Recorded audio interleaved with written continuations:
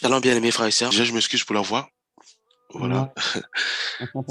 On va partager la parole du Seigneur, hein, donc comme on fait d'habitude. Mhm, Donc, je vais partager. Et à la fin, donc, s'il y a des uns des autres, s'il y a des compléments, n'hésitez pas aussi à donner pour que nous soyons tous édifiés mutuellement, comme demande la parole du Seigneur. mhm, Voilà.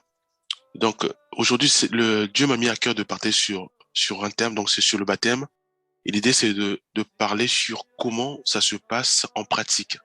Donc, on mhm, va vraiment aller dans la pratique mhm, sur le baptême. Donc, ça veut dire que à quel moment on prend le baptême, quelle est la décision à prendre et comment faire. Quels sont les gens quelles sont les personnes à voir pour, effectivement passer aux autres baptêmes et mhm, une fois baptisé, quelle attitude adopter, quelles sont les choses, voilà, quelle vie mener, voilà, quelles sont les démarches à effectuer. Voilà, donc sachant que nous sommes un groupe et que parmi nous il y a beaucoup des hommes de Dieu, enfin des serviteurs et les servants du Seigneur. Donc il y a tout le ministère, donc il y a des évangélistes, il y a des pasteurs, il y a des docteurs, il y a des apôtres, il y a des prophètes. Voilà, donc Dieu a mis à cœur de parler de ça et de manière à ce que s'il y a un frère ou une sœur souhaite baptiser à ce moment-là, nous on va s'organiser pour que nous puissions effectivement euh, effectuer des baptêmes. Voilà. Donc c'est ça ce que Dieu m'a mis à cœur. Donc sans plus tarder, nous allons lire quelques versets. Et donc pour commencer, donc nous allons lire un verset. Donc ça va être dans Actes des Apôtres, chapitre 3, verset 19. Donc je vais lire Actes des Apôtres, chapitre 3, verset 19. Que Jésus-Christ sanctifie sa parole. Changez donc d'attitude et convertissez-vous pour que vos péchés soient effacés. Voilà, donc ça c'est la décision à prendre. Donc ça veut dire que si un frère ou une sœur souhaite réellement vivre ou devenir un chrétien ou une chrétienne, la condition c'est celle-là en fait, c'est de changer d'attitude, de se dire voilà, euh, c'est vrai, je vivais selon ce monde, c'est quoi? C'est-à-dire que je vivais selon la convoitise de ce monde, je vivais selon le train de ce monde. Ça veut dire que je vivais selon ce monde. Ce monde nous pousse à vivre dans le mal. Or, un chrétien ou une chrétienne ne peut plus pratiquer le mal. Un chrétien ou une chrétienne a horreur du mal. Un chrétien ou une chrétienne ne peut plus poser les actes du mal. C'est quoi? Ce sont les insultes, c'est la haine, c'est la médisance, c'est tout ce que Dieu n'aime pas. Voilà. Donc, un chrétien ou une chrétienne, c'est celui-là ou celle-là qui prend la décision de ne plus pratiquer le mal, de ne plus adorer ce monde. C'est quoi adorer ce monde? C'est le fait de suivre des chansons qui louent pas le Seigneur, qui ne louent pas Dieu. Les chansons qui ne nous instruisent pas. Parce qu'il y a des chansons où tu écoutes les chansons, mais il y a que le mal.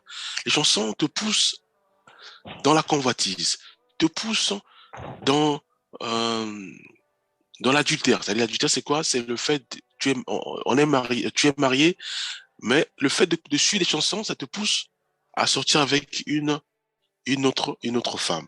Voilà. Ou même voilà, dans le péché. Et ça, c'est le mal. Parce que le fait de sortir avec une femme d'autrui ou avec un mari d'autrui, c'est le mal. Toi qui es marié, tu sors avec une fille ou tu sors avec un homme, c'est aussi le mal parce que tu fais le mal à ton mari ou tu fais le mal à ton épouse. Voilà. Donc, un chrétien ou une chrétienne, c'est celui-là ou c'est là qui prend la décision de ne plus faire le mal. Donc, il y a beaucoup d'exemples. Et donc, elle prend la décision. Le chrétien prend la décision de dire voilà, je veux plus vivre cette vie-là. Je veux maintenant vivre une vie chrétienne. Et la vie chrétienne consiste simplement à vivre à l'image de Jésus-Christ. Et Jésus-Christ, on sait tous, c'est la parole du Seigneur. Donc, c'est de vivre à l'image de sa parole, de vivre à l'image de la Bible, qui est la parole faite chair. Donc, c'est Jésus-Christ. Voilà. Donc, nous prenons la décision de dire, voilà, on prend la décision de devenir chrétien.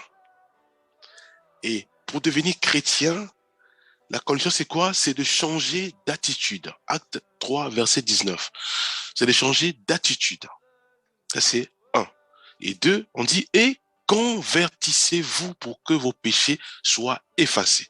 Voilà, ça veut dire quoi? Ça veut dire que si, par exemple, moi, j'étais, par exemple, en prison, j'ai fait pas mal, voilà, j'ai un casier judiciaire qui est vraiment, qui est lent. Voilà, je faisais le mal et autres. Maintenant, je prends la décision de ne plus faire le mal. Et c'est ce que nous conseillons et c'est ce que nous voulons être, de ne plus faire le mal, de ne plus, voilà, de ne plus faire le mal, de ne plus pratiquer le mal, de ne plus penser au mal, de ne plus dire, voilà, voilà, on m'insulte, voilà, de ne plus remettre, de ne plus rendre le mal par le mal. Voilà, c'est ça. De ne plus rendre le mal par le mal. Ça veut dire que si on m'insulte, je ne peux pas insulter. Si on me bouscule, je ne peux pas bousculer. Si on... Voilà, il y a beaucoup d'exemples que nous connaissons tous. Ça veut dire que de ne plus rendre le mal par le mal. Voilà. À ce moment-là, bien aimé, nous prenons la décision de dire, voilà, nous changeons radicalement notre attitude. On se dit, voilà, maintenant, je veux maintenant rendre le mal par le bien. Je veux demeurer comme chrétien. Je veux demeurer comme une chrétienne. Je veux vivre une vie chrétienne. Et vivre une vie chrétienne, cela veut dire que nous devons maintenant marcher selon notre modèle qui est Jésus-Christ. Nous devons maintenant nous référer à Jésus-Christ. Dans le monde, le modèle a suscité les stars ou les célébrités. Mais quand on devient chrétien ou une chrétienne, les stars et les célébrités ne sont plus les modèles. C'est à bannir. C'est uniquement Jésus-Christ qui est notre modèle. C'est uniquement Jésus-Christ qui est notre modèle. Et on sait tous que Jésus-Christ, Jean 1:1, c'est la parole.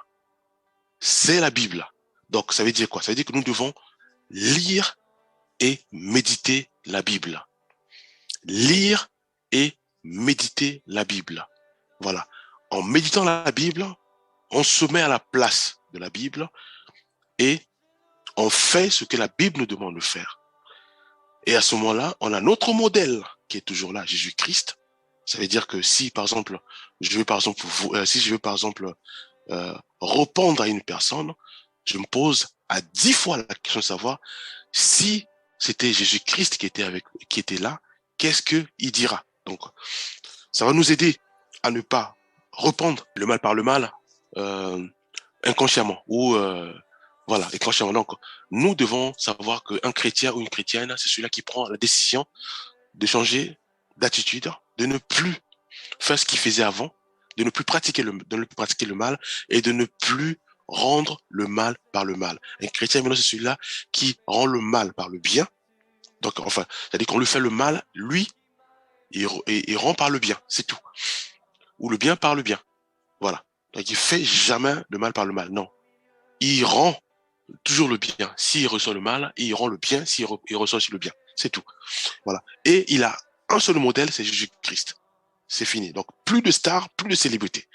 Alors, une fois qu'on prend cette décision, Dieu dit que nos péchés sont effacés. Donc, ça veut dire que si j'ai fait la prison, si j'ai fait beaucoup de choses, si je prenais du cannabis, si je vendais du cannabis à des gens, sachant que c'est un péché de vendre du cannabis à des gens, parce qu'en fait, non seulement on fait du mal à nous-mêmes, on fait sur le mal au prochain. Voilà. Donc, tous ces péchés-là, Dieu les pardonne, les bien-aimés. Quelle grâce. Et à ce moment-là, ça veut dire que on ne doit plus jamais refaire ce qu'on faisait avant.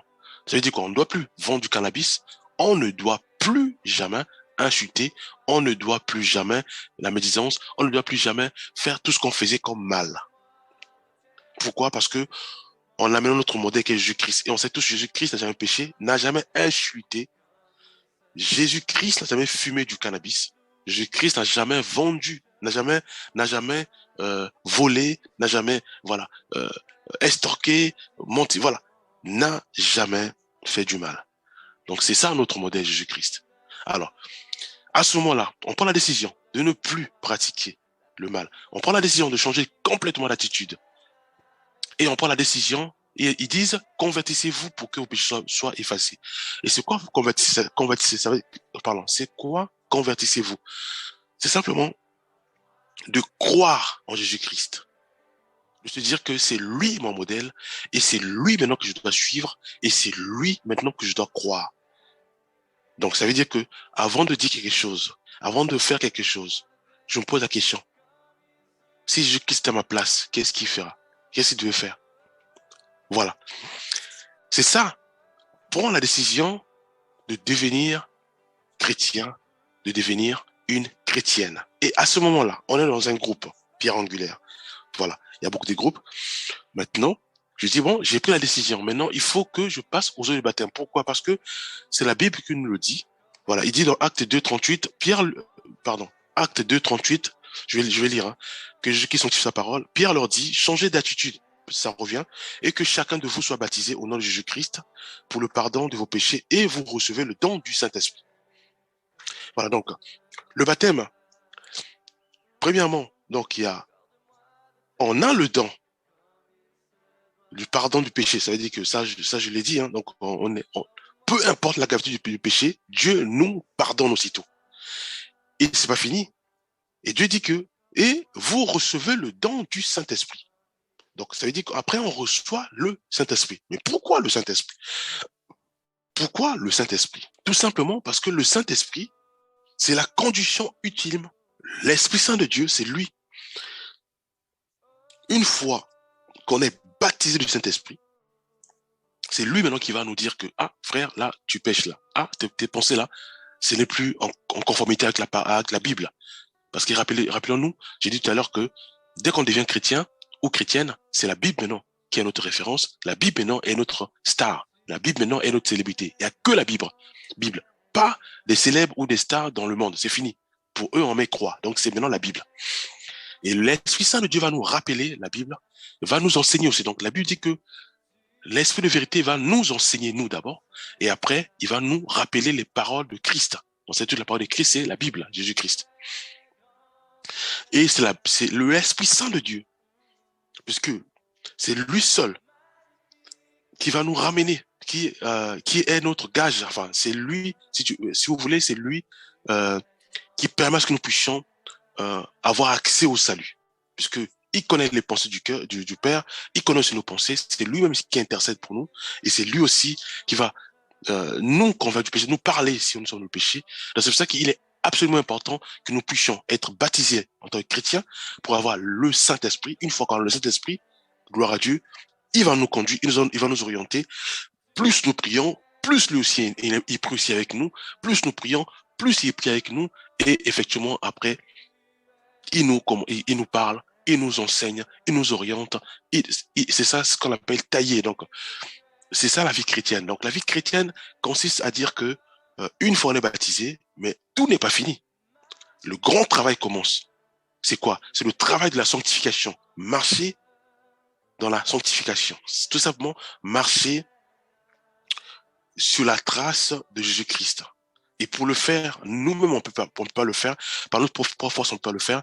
Mais c'est avec l'aide du Saint-Esprit. C'est pour cela qu'il est important que nous soyons baptisés et que, effectivement, que l'Esprit Saint de Dieu puisse nous inonder, nous continuer, nous orienter afin que, oui, que nous puissions être sûrs et certains d'avoir le salut de l'âme.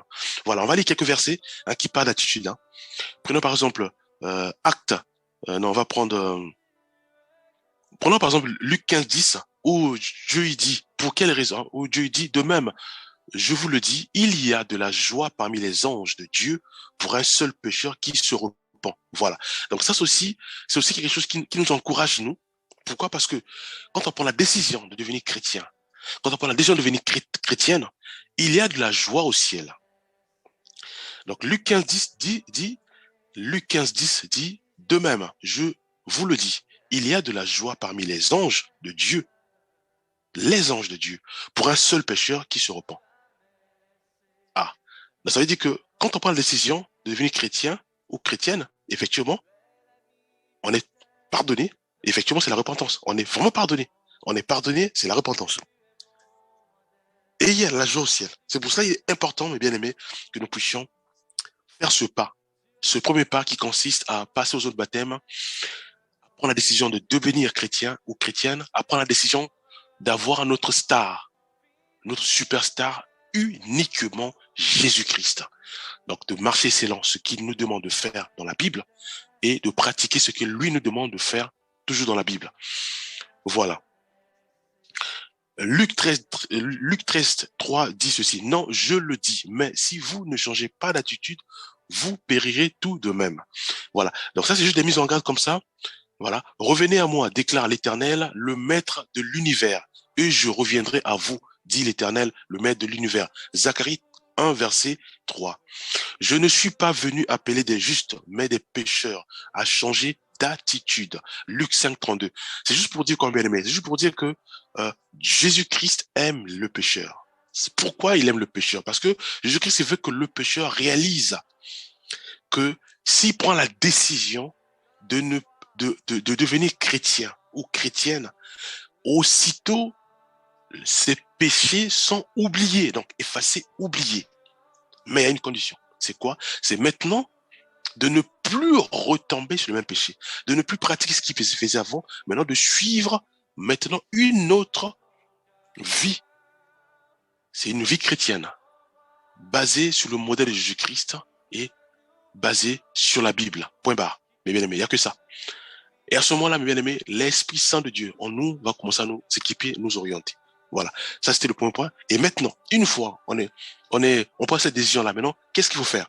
Maintenant, j'ai dit tout à l'heure qu'on avait notre groupe ici, qui est là. Maintenant, on se dit, voilà, on dit, maintenant, moi, je veux, on écrit. De toute façon, on dit, voilà, je vais être baptisé, ou on peut me voir moi, ou un administrateur, on dit, voilà, je veux absolument me faire baptiser. Pourquoi? Parce que j'ai pris la décision de changer, comme dit Acte 3, verset 19, de changer l'attitude et aussi de croire en Jésus-Christ pour que je sois chrétien ou chrétienne. Pourquoi? Parce que je veux absolument avoir le Saint-Esprit et je veux aussi absolument pratiquer uniquement le bien, de ne plus jamais pratiquer le mal. Mais bien, à ce moment-là, en fonction de là où tu es, moi, par exemple, je peux me déplacer pour aller là où tu es, ou on peut tous se retrouver à Paris et on fait le baptême, ou je peux aller chez toi. Elle est bien aimée, parfois on fait le baptême dans leur salle de bain, voilà. Et à la salle de bain, donc il y a de l'eau, on prie et après on fait le baptême. Il y a d'autres, c'est à l'hôtel, voilà. Là où il y a de l'eau, il y a d'autres dans leur piscine de la maison. Donc le baptême, voilà. Le support, le support, c'est pas important. Ce qui est important, c'est que nous on arrive avec la foi ferme que la sœur ou le frère va être baptisé, soit dans une piscine, soit dans sa salle de bain, voilà, soit à l'hôtel, voilà. C'est ça la foi. C'est se dire que voilà, je prends la décision de ne plus jamais pratiquer le mal, de ne plus jamais suivre les célébrités dans le monde. Je prends la décision de devenir chrétienne. Je prends la décision de devenir chrétien. Pourquoi? Parce que je vais absolument avoir l'Esprit Saint de Dieu en moi. Je vais absolument vivre une vie chrétienne à l'image de Jésus-Christ. Je vais absolument, je veux absolument pratiquer le bien. Je vais absolument aimer cette vie chrétienne. Parce que elle est belle, cette vie chrétienne.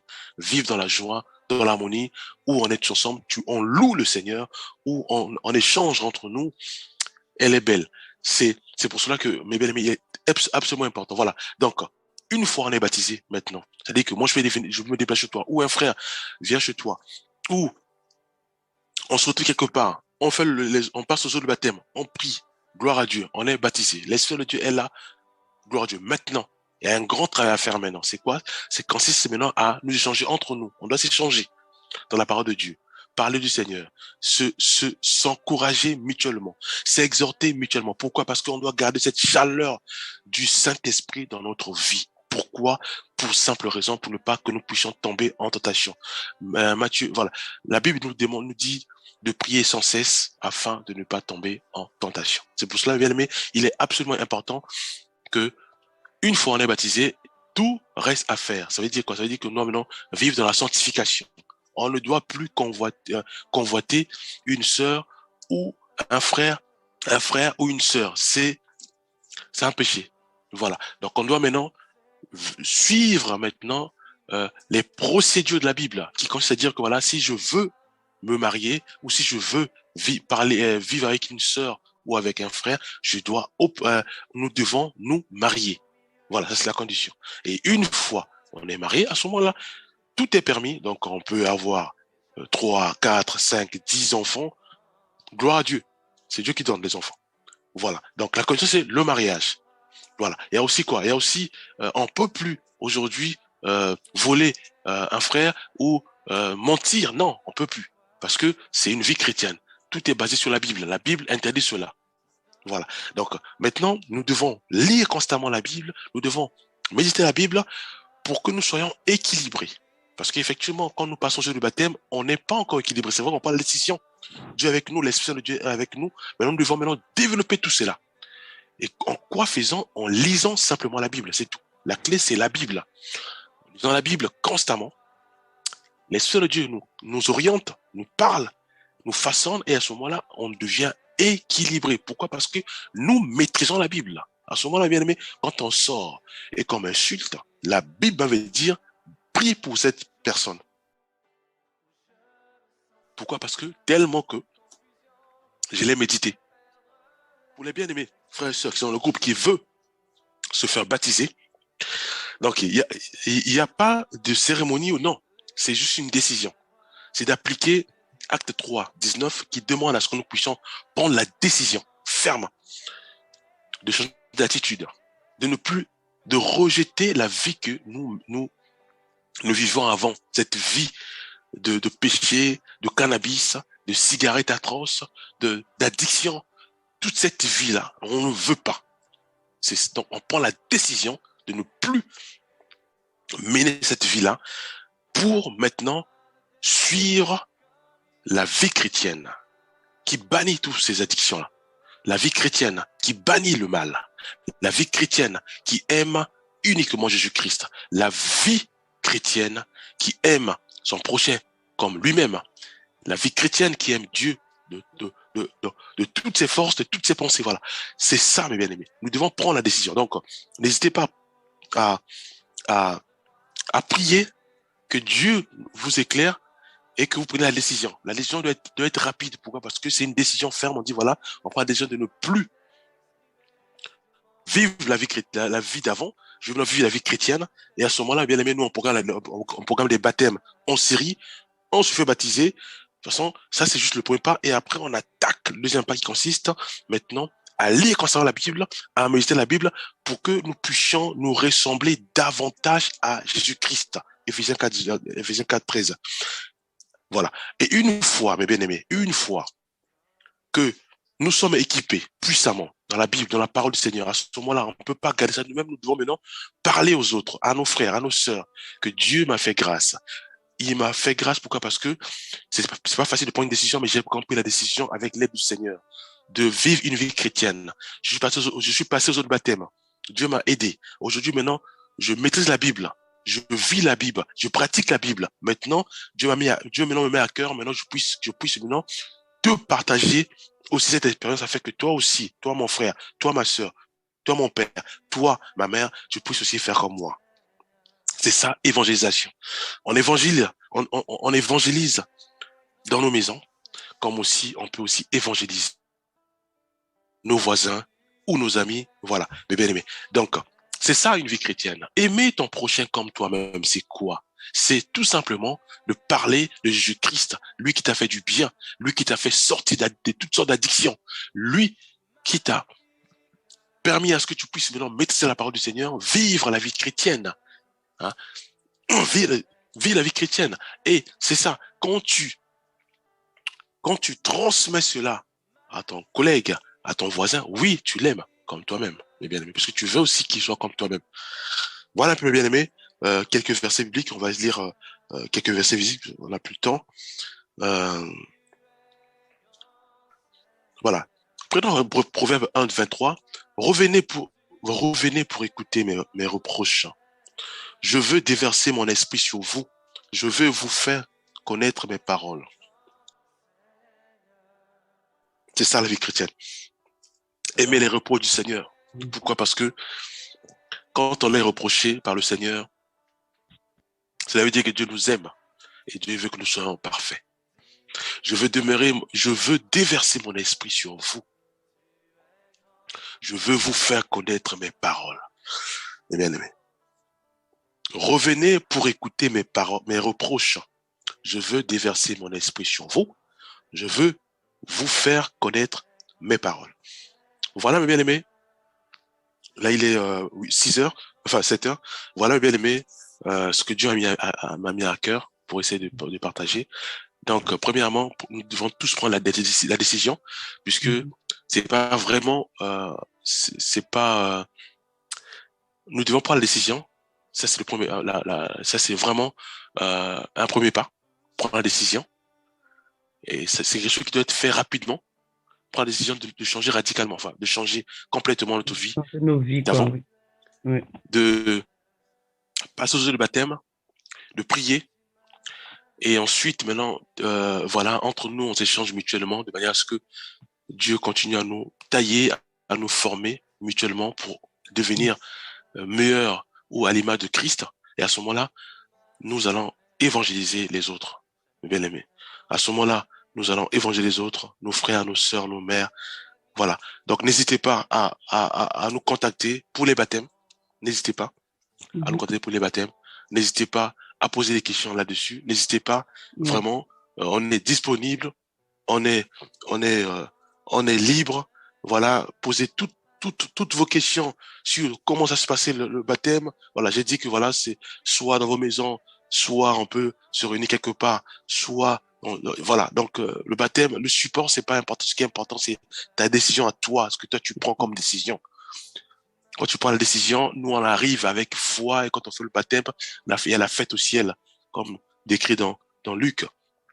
Il y a la fête au ciel et à ce moment-là, l'Esprit Saint de Dieu est avec toi et à ce moment-là, il y a un grand travail à faire maintenant, c'est de lire la parole du Seigneur, de chercher maintenant à vivre selon le modèle de Jésus-Christ, qui est notre superstar maintenant. Voilà. Je veux prier, Père Céleste, le Dieu d'Abraham, d'Isaac et de Jacob. Nous croyons fermement que c'est toi qui nous conduis, qui nous oriente.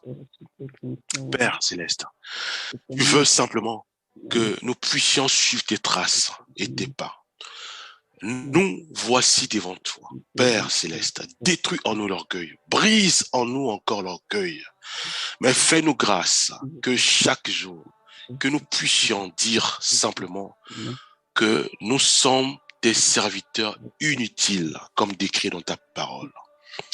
Que nos signatures, dans nos messages, que le mot pasteur soit effacé, mais prenne place le mot qui dit, la phrase qui dit, les serviteurs inutiles. Nous voulons maintenant aimer cette parole. Nous voulons, Père Céleste, que l'orgueil disparaisse dans notre cœur, mais que l'humilité s'imprègne puissamment dans nos vies. Père, touche chacun de nous, touche tous ceux et celles qui veulent venir à toi. Touche-les, afin que cette décision soit prise assez rapidement selon ta volonté. Et que oui, Père Céleste, car nous savons, il y a encore un grand travail à faire devant, qui consiste à suivre les pas de notre Maître Jésus-Christ. Aide-nous, Père Céleste, à y parvenir, afin que oui, nous puissions encore haut et fort proclamer ton nom, ta parole, auprès de tous ceux qui ne te connaissent pas encore. Aide tous ceux et celles qui prennent cette décision de passer aux eaux de baptême. Aide-les, Père Céleste. Aussi, prends le contrôle de bout en bout. Au nom de Jésus que nous avons ainsi prié. Amen.